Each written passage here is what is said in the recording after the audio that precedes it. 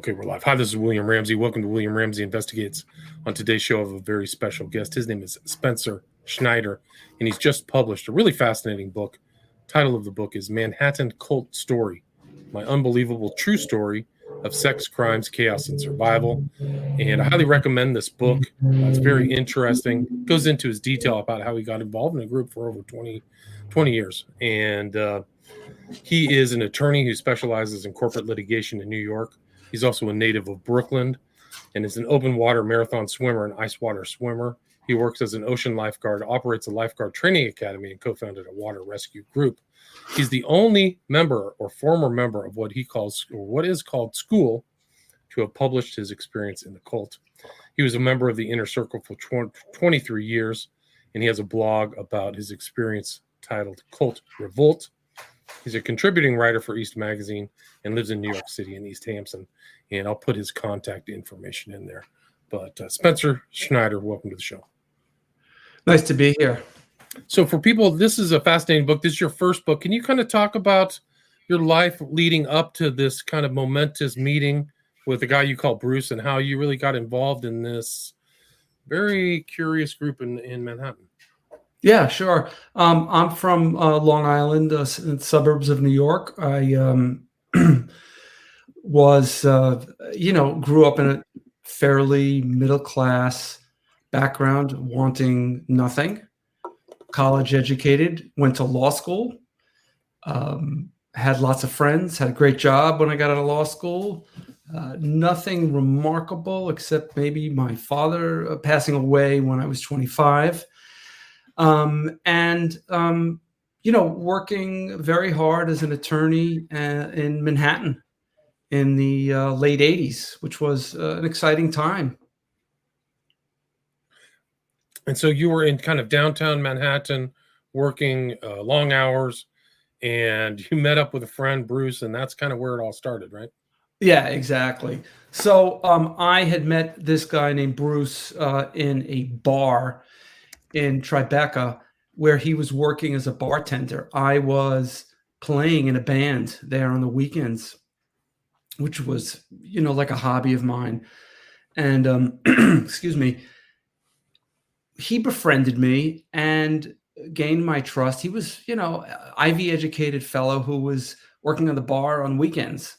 And over a period of time, he was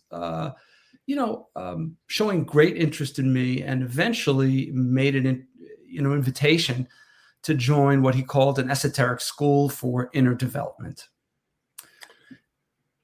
And can you talk about how they kind of spotted you, talent spotted you as somebody who could be in that group, but he kind of lured you in with the enticement of this kind of secret group. Can you talk about what the selling points were? Yeah, absolutely. Look, I wasn't really looking for anything. I'm not spiritually minded. I'm secular Jewish, and I have kind of had everything I wanted. So I was doing just fine. But what he said about the group piqued my interest, because he said it was based upon an ancient philosophy, and that this group was secret, and that it consisted of other people like myself who would study the philosophy of Gurdjieff and of Ouspensky, which were part of the fourth way. Philosophers I never heard of, even though I had a philosophy major. And that appealed to me. I kind of missed learning. I missed intellectual rigors. And while I was very suspicious of this, I figured I'd give it a crack. The other lore was that he had wonderful friends. And he introduced me to a woman who was in the group and who was also extremely impressive in her background. And I could see that they had this tremendous bond together, which was unlike anything I'd seen in just casual friendships.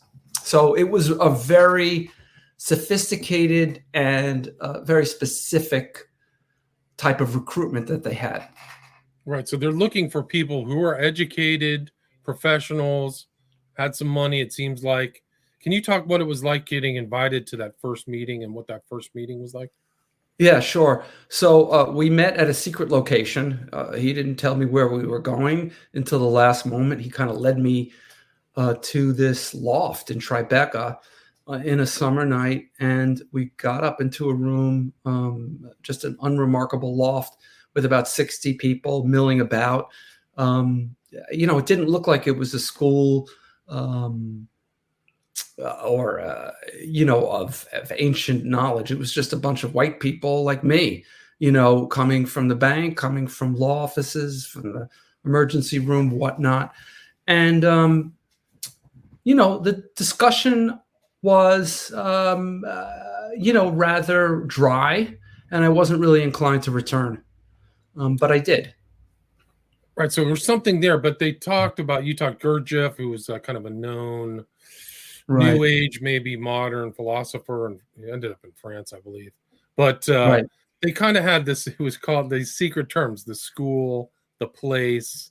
So it kind of had this, but the selling point was that you could learn and evolve, right? That was kind of what the goal was for your personal development. Exactly. That these ideas, this philosophy was very practical, and could be used as sort of a tool to navigate, people's lives and, find meaning and, improve your job, improve all of these things that are very of interest to most New Yorkers, most people. But the trappings of it were very, familiar to me in a certain way. People sitting around and talking about ideas. So I suffered a crisis in that first month, which was that I lost my job. And I found they were extremely supportive and very helpful to me, the leaders and the other members, and, found the sense of community that, frankly had been missing. And it was a little bit like falling in love. It's like, it was very irrational. It didn't really make sense, but it was very strong and a compelling proposition to continue with these people. And it was you could sense at the beginning, there was like an interior structure. So you had these teachers, and can you talk about how it unraveled to you and what the teachings were and how the organization kind of functioned? Yes, it was very hierarchical. There were, two teachers sitting in front of a room, basically lecturing throughout, an evening twice a week. I mean, that's really what it was. But it came to really fill my life because they insisted that we come in and talk about our personal lives. And they gave advice based upon their interpretation of the Gurdjieff ideas. And the advice really crossed boundaries, so much so that your thinking was sort of permeated by the advice that they gave to people, which could be also very harsh at times. And, they used all the tools that cults use, really gaslighting people and love bombing. It seems like you got one of the first introductions, which is, we're there for you, we support you, that kind of thing. That's also another term. Exactly. I mean, you mentioned Rick Ross. I should just say that Rick, I know Rick. He actually wrote a blurb for the book, and he's an expert in cults. He said that this is one of the most secretive cults he'd ever come across in all of his time, and that he had tried without success to get people out. That's how gripping and how gripped many of its members were. It really is kind of different from all the other cults. Either have some address or corporate name, NXIVM, Scientology. This is super vague, and they keep insisting on invisibility, secrecy. So when you were in it, your family and friends before that had no idea, right? That's right. I never told a single soul about it for 23 years. Many people, many married people never told their spouses. Folks never told their children, their families, their best friends. I mean, for all people knew, I'm a lawyer. My clients didn't know. Nobody knew. And that was deliberate. If I could explain why. I mean, the leaders were, we didn't know this, but had been driven out of San Francisco because of a lot of controversy. And when they came to New York, they decided to just go seriously underground and continue by really trying to attract richer people and charging more. So they changed their business model, so to speak. So there was a business, but like the first thing was for you, all they were asking was $300 a month, right? That's where. That's right. That's right. It was $300 a month, and then it sort of built up through the years, probably to about $400 or $500 a month, because they had all these extras. But this was a business. It was a big business that generated, I estimate over $1.2 million a year in cash for the leader. That's a lot. And so they had this thing. You had to get 2 books. It was Psychology of Man's Possible Evolution and Search for the Miraculous. But they insisted kind of on this Gurdjieff psychology and abandon kind of standard, maybe Freudian or more commonly understood kind of psychology, right? So you kind of, Yeah. Can you talk a little bit about that? Yeah. Well, in fact, we were forbidden from seeing psychiatrists or therapists because I guess the view was that we would maybe possibly reveal the existence of what we called school, but also because they really looked down on modern psychology. They thought dreams had no meaning, and they had their own conception of the way people's psychology worked, which may have some merits. It's based upon some Eastern philosophies, but it's really a hodgepodge of ideas that I really can't subscribe to right now anymore. But it was useful to help control people. I would say I would leave it like that. But they had this kind of thing. There was all this numerology. There was the 7. Right. It was almost like chakras or something. You were number 1, 2, 3, 4, 5, 6, 7. The 4th way. So there really was this kind of, you're supposed to emulate these certain doctrines to become a more full person, right? Yeah, absolutely. And some of them were attractive, like the law of 7 is about, is based upon the octave, and that there's 7, notes in an octave, or 8. I forgot exactly what is. I think it's 8 notes in the octave, which sort of represents how one goes about achieving a goal. And these were all very, interesting ideas. I don't know where they got them from, but there was also this cosmology of emanations coming from the absolute. That was called the ray of creation. And we spent, years literally talking about these ideas over and over again. Right. So you're almost getting the same doctrine in a kind of a loop. Would you agree with that? Yeah. I mean, and which leads to people, being extremely bored and depressed, but they're so attached to it, and it really is like your whole mind, that it's very hard to escape it. But that's a perfect way of putting it. It is, and there's no, and even it's invisible, but you're not supposed to acknowledge fellow class group members, school members, actually is probably the right term, outside of these meetings that happen twice a week, right? That's correct. We were forbidden to fraternize in any way with anyone who was in the group. We were told, "Oh, this is a special place. This is the place to talk to these people. Nowhere else. It'll create a different environment."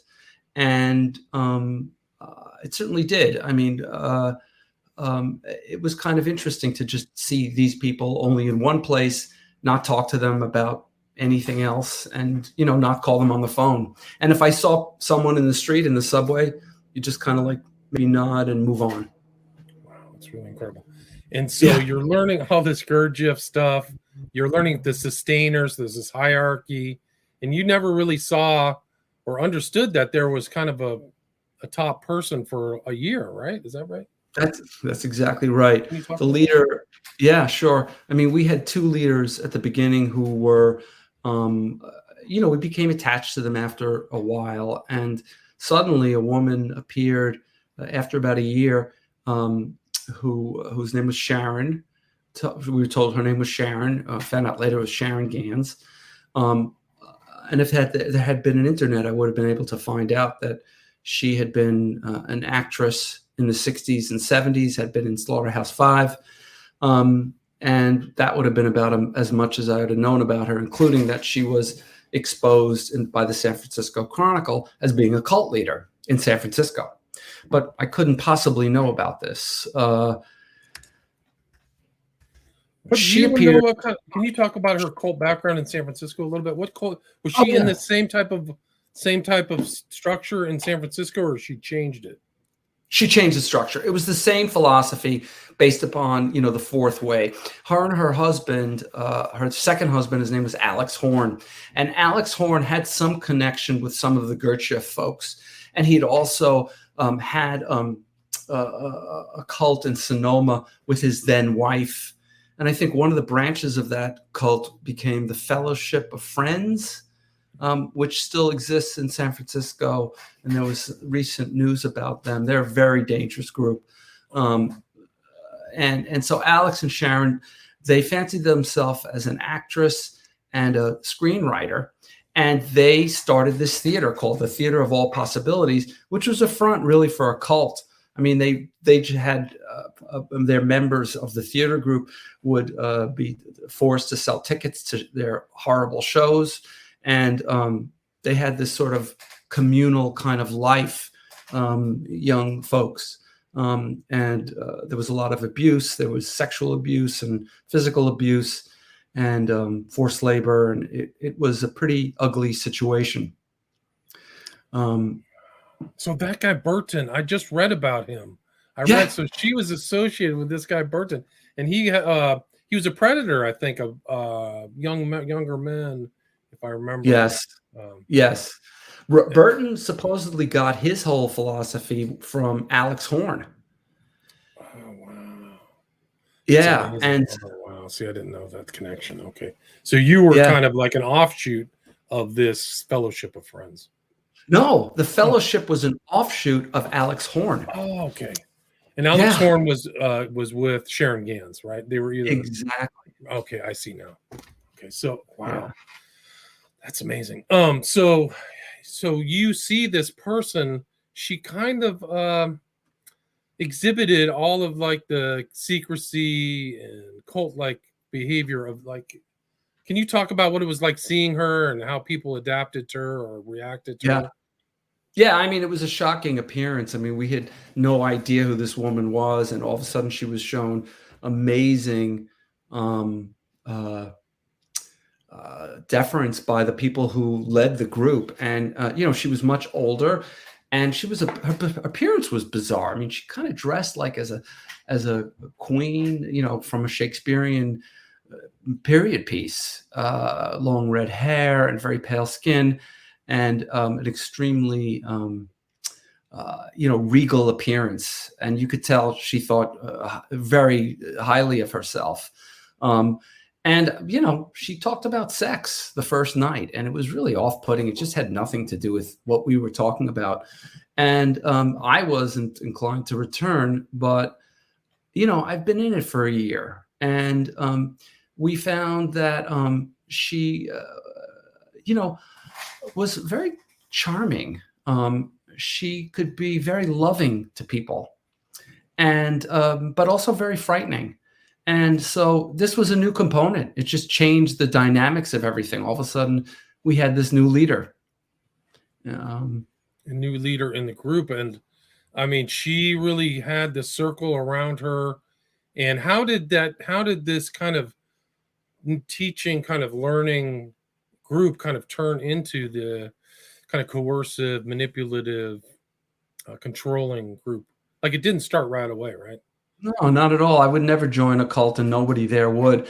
But I think what happened is that there was this hook, where they made you really feel like this was a place where you could learn something that you could learn nowhere else. And they convinced you that the things that were good in your life were due to them, and that bad things would happen to you if you left. It's really that simple. And they were able to instill this through,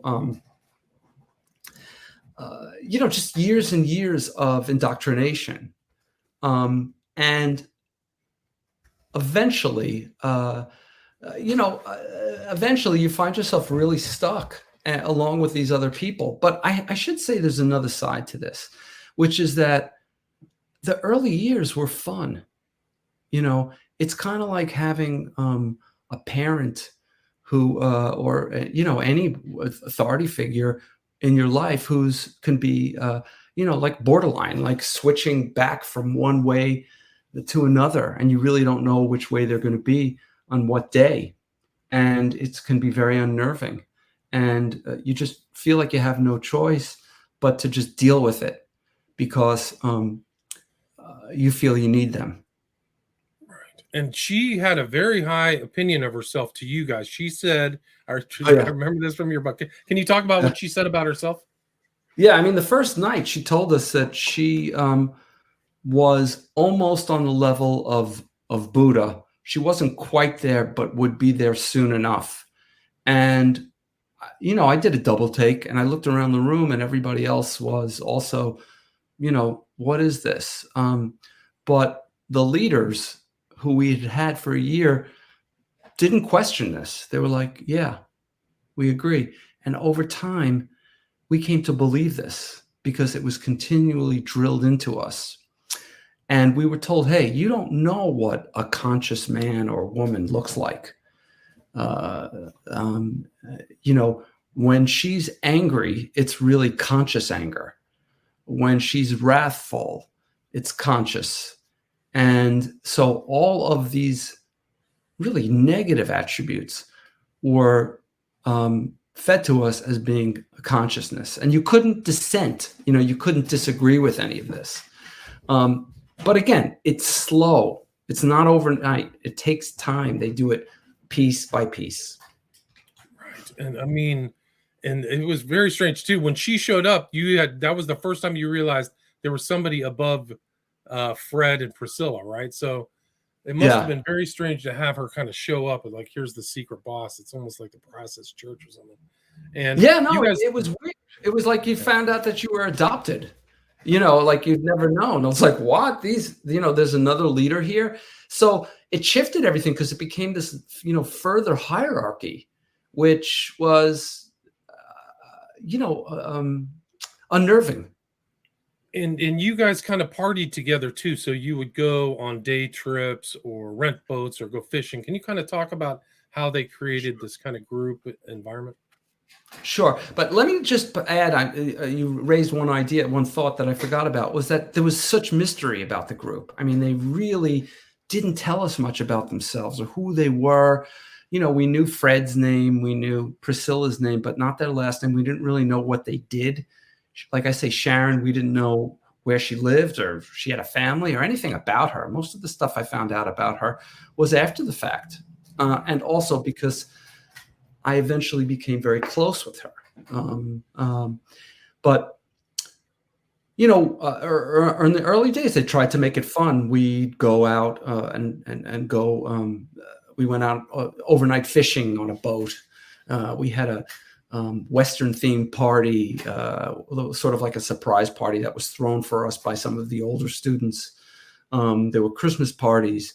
But then in between all this, there could be classes that we would have on a regular night where they would be very abusive to people. So one night it's great. One night it's miserable. It was sort of like you get whiplash really from the whole experience. It's kind of like an abusive relationship in a lot of ways too. It seems like they're almost conditioning you, Yeah. Can we get them to come back and abuse them and do all that stuff? Absolutely. Yeah. And I mean, it's really incredible too. And like, what's odd, and I was curious, is that these are all talented people. You had people who were like money managers. You had high power people, Ivy League school. So what about that made, like, sometimes some people are kind of hapless. It seems like you guys were all really intelligent. How do you think they were able to kind of tie you into that group? Why do you think that happened? Well, I mean, people who run cults or very charismatic people who are narcissistic and psychotic or what have you, they swim in different waters and they are very good at identifying weaknesses in people. And Sharon and Alex and Fred and the others are very good at, giving people what they want by knowing what their vulnerabilities are. And I think, it was different for a lot of people there because, there were a few hundred people there at any given time. But I think that the central thing was that people lack community. It's lonely when you're young, in an urban setting, and people are disconnected from their families. And, people are looking to start new families. And this was a place where, families started, there were some very deep friendships that arose. So, it doesn't matter, what that we were educated or not. And it's, people look at me and they say, you're the last person I would expect to be in a cult. I mean, you had a really good background, you had a good job, you're a trial lawyer. I mean, you can tell who's lying and who's not, but anyone can be duped. It's the famous statement of everybody in a cult. Nobody ever thinks they're in a cult. That's the whole thing. Like once they realize they're in a cult, they get out. So nobody, or they think they're in some kind of thing. So it's something more profound than being super intelligent or more intelligence. There's others, the social dynamics. And you do label this group a cult, right? I mean, how do you specify that term? Like everybody may have a different definition of cult. What's your definition of cult and how does it apply to this group? Yeah, like Rick Ross has his own definition. Mine is, very much similar, I think, to most of the experts, but I probably put it in my own language, which is very simple. I mean, there is a charismatic leader who seeks to exploit people. They don't tolerate dissent. If you violate any of the strict rules, you're punished. And that includes being ostracized. That you will give an inordinate amount of money or time to the group with the promise that your time and money will translate into more time and money for you. And I think that's pretty much the hallmarks, which leads, and I should add, it leads to this kind of exploitation, is usually through coercion. It could be physical, it could be mental, it could be a combination of both. And I've heard that term. The definition of a cult, I don't know if it's Ross's. Well, I think it's the bite model for Hassan, but Ross's is coercive control. So coercive control. I think that's his phrase. And they kind of controlled relationships too, like who to fall in love with, who to have, relations with. Can you kind of talk about how they manipulated people in that regard? Sure. And let me add this one other element, which I think will help answer this question, which is deception. Everyone who comes out of a cult, and I've met people recently who've gotten out of this cult, who found out about my book, and because they don't know the history of the group, because it's still going on today, and they all feel duped, lied to. Sharon and the leaders really regulated relationships. They didn't allow people to get together without their permission. And she allowed people to get married if she thought the relationship would benefit her, and that people would stay if they got married. So there were marriages that were arranged. My marriage was, for all intents and purposes, arranged with someone else in the group. She often arranged private adoptions among members of the group. She would encourage people to have affairs in the group with other people, which was coercive.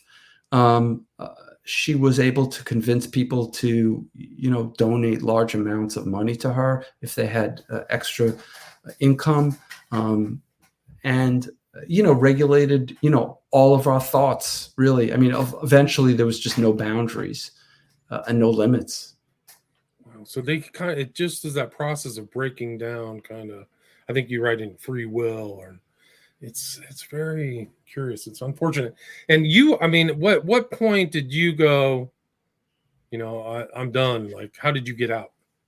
Yeah, I mean, it was really a long process. I was very unhappy for a long time, but I was really stuck there through various things in my personal life, my marriage and my work, and both of which I felt I would lose if I left the cult. But eventually I began to see how little regard that the leaders had for me.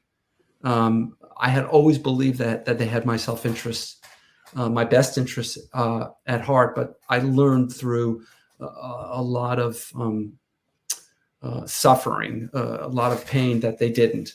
And I think the straw that broke the camel back was when the leader attacked one of the women in a very vicious way. There was a lot of public humiliation in the groups, and I just witnessed that one night, and that was pretty much the end of it. Just had to leave. Just kind of get out. Like you had just a random interaction with the stewardess, and it seemed like she gave you just like, hey, this doesn't something not right here, right, Spencer? Right. Yeah, that's a good point. I forgot about that story. Yeah. While I was really on the edge of wanting to leave, I finally revealed the existence of the cult to someone. It was a flight attendant who I met and actually started dating, and told her I felt safe with her and that I could tell her about it. And I told her it was a secret group, and she said, that doesn't sound right to me. And that all the bells went off. And it really wasn't until the day I left afterwards that I thought, oh, wow, that was a cult. Oh, interesting. And it was interesting, like you had to kind of go through that process too of coming out, seeing a therapist, seeing Bruce again. I thought it was pretty interesting that you had the courage to kind of reach out to the guy who got you in there. Yeah. I mean, I wanted to reach out to people because after people left the group, you weren't allowed to talk to them if you're in the group. Bruce had left years before, and I called him up. I said, I'm out, and we got together. And, I told him, I said, I'm a little mad at you that you invited me. And, he apologized. An apology I accepted because I knew that he was also under the grips of this cult, and he did recruiting really thinking that he was doing me a favor. But he did apologize, and I accepted it. Yeah. And do you feel writing this book, you're the first person who's written about the school? Do you feel like you're in danger, or you could be sued, or there could be consequences from writing this book? I've been talking about this group publicly for about 6 or 7 years. I'm one of 2 bloggers, and I have never had any contact. I haven't been contacted by them. This is a slightly different scale. You could see I'm online here with you, talking, showing my face, detailing this book, which contains many details that have never been out there, even on my blog, about this group and about my personal life. But we'll see if they do anything. And you kind of were able to see kind of other members in the kind of coercive group community too after you came out through the blog, right? Right. I met the blog. The intention was to sort of expose them because it was so secretive, and to really, give voice to other people who wanted to talk about the group, even anonymously. And I met up with a lot of survivors, and it was a very healing process for people to get together. But a lot of I shouldn't say. I mean, I wasn't the only one. Blogging. There was 1 or 2 others at the time, and people were getting together, but I without me before I got out, obviously. But it was a good time for me to really come to grips with what had happened, and to give everyone an opportunity to talk about it. And this was the article that I mentioned. This is in the news. Yeah. This is a very recent article, June 16th. about the Fellowship of Friends in Oregon House, California. And this Yep. character, and this is Google. So you're in the news with this new book, and this whole, the fourth way is right here, and there's a picture of Robert Earl Burton, who's an associate of Sharon Gans. That's right. Husband. And there's tons of money involved in this. It sounds a lot like the same experiences you had, unfortunately. So secrecy, looking for talented, intelligent people, like they're going after Google employees, right? So, That's right. That's right. They have a real stronghold over that. And Sharon also created businesses. Members would create businesses that were really fronts for her vast empire of money and real estate. Differences. I was just going to say the difference is that Sharon was secretive about it. She didn't want anybody to know her business, but it's coming out now. The New York Post actually did 2 stories about my book in the last week, and they're talking about the current iteration of the group, because she died about a year and a half ago. Sharon. She died 85, so she kind of was in that game for a long time. How old was she? Yeah, she was 85. Yes, correct. I'm sorry. She died when she was 85 in the beginning of last year. Like the COVID epidemic, she was didn't make it, right? And so you have a picture of her buried with Horn too, right? They're buried next to each other. Right. They're buried out in Long Island, in East Hampton. Did you find writing this book was kind of a cathartic? How did you feel putting this information on page and putting it out into the public? Yes. I mean, it was cathartic in the sense of being able to finally get it all out and getting it done. The main reason I did it was to really expose this group and to show, to other people who are in this group really, or any kind of abusive relationship or traumatic situation, is that there's really hope. You can get out of these groups. You can recover. As low as I was, I managed to get things together. I had a lot of help, great family and friends, but it's a cautionary tale, but it's also a story about hope. Yeah, and it really is unbelievable. Like, the secret group barely has a name. Nobody talks outside of it's. I had this weird, when I was reading through the book, like it was Fight Club or something. Like, not as like that, but almost like this secret group that has meetings and they nod at each other, just like in Fight Club.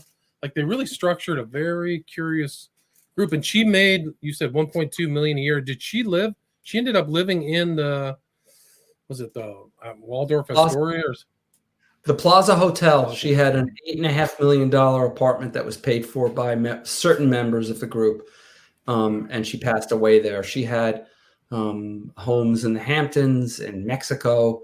Did